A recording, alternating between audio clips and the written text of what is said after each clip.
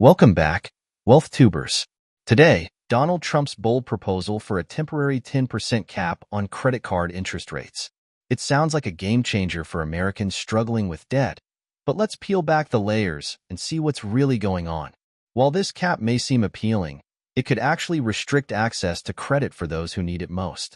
This proposal is just one in a long line of flashy ideas that often lack real substance and solid plans for implementation. In this video, we'll explore why Trump's pitch on credit card rates deserves a healthy dose of skepticism and uncover the potential consequences lurking beneath the surface. So, stay tuned as we break it all down. Let's dive in, and don't forget to subscribe to stay updated on the latest financial insights. Donald Trump recently introduced a bold new idea. He wants to impose a temporary 10% cap on credit card interest rates. The former president made this announcement during a rally, presenting it as a straightforward solution to help Americans struggling with high-interest credit card debt. The crowd seemed to welcome the idea with enthusiasm, and Trump himself sounded confident that the proposal could become reality. An analysis of the proposal suggests that it's far from a sure thing. In fact, it's been described as a long shot. While lower- and middle-income borrowers who carry balances on their credit cards would certainly benefit from a cap on interest rates, there are significant trade-offs to consider. If such a cap were implemented, it's likely that banks would respond by restricting access to credit for precisely the groups that would benefit most. In other words, those who need credit the most might be the first to lose access to it. Banks, after all, are in the business of managing risk and maximizing profits. If their revenue streams are capped, they may decide that lending to higher-risk borrowers, those with lower incomes or poor credit scores, is simply not worth the financial risk. The end result could be a tightening of credit, leaving many consumers in a worse position than before. To compensate for the lost interest revenue, banks could also introduce new fees or increase existing ones, passing on the cost to consumers in other ways. This means that while the interest cap sounds appealing on the surface, it could lead to unintended consequences that hurt the very people it's meant to help. This kind of analysis is crucial, especially given Trump's status as a major party presidential candidate with a very real chance of winning the White House again. But there's a bigger issue at play here. Trump's proposals, while headline-grabbing, are often not serious policies. They are ideas thrown out to create buzz, and more often than not, they lack the necessary vetting and planning that go into actual policymaking.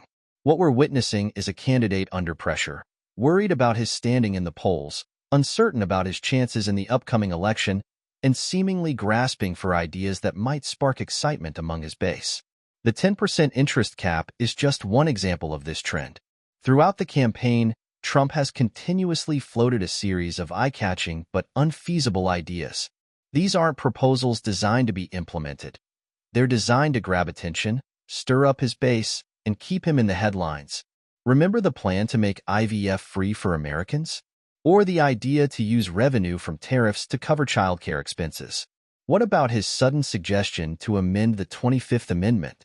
Each of these ideas made headlines for a brief moment, only to disappear just as quickly when it became clear that there was no serious follow-through behind them.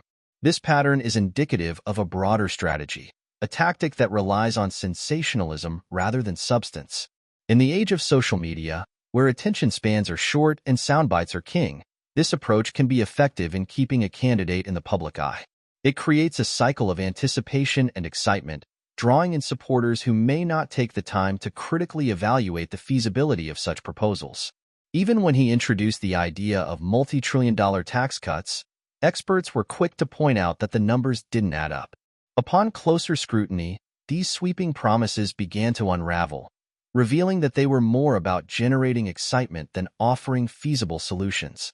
This dynamic raises serious questions about the integrity of the policymaking process and the degree to which politicians are willing to engage in meaningful discourse about real issues affecting the lives of everyday Americans. Perhaps one of the more puzzling moments came a few months ago when Trump floated the idea of eliminating the Department of the Interior. His reasoning wasn't entirely clear, and it seemed like an off-the-cuff remark rather than a well-thought-out policy. After all, the department plays a crucial role in managing the nation's natural resources, parks, and public lands.